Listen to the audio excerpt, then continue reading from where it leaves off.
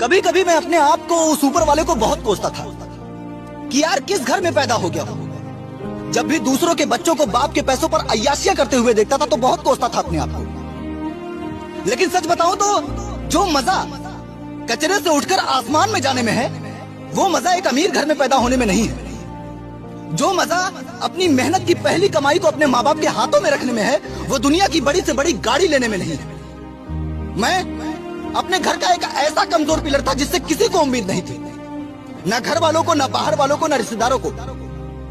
आप मेरी फेलियर का अंदाजा इस बात से लगा सकते हो कि एक वक्त आने पर मुझे यह तक कहा गया कि ऐसा बेटा होने से बेहतर है कि मर जाए। लेकिन न मैंने तब हार मानी थी, न मैं आज हार मानूंगा।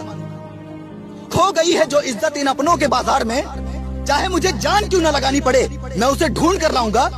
और आज कचरे में हूं तो कचरे में ही सही, एक दिन इसी कचरे से आसमान तक जाऊंगा।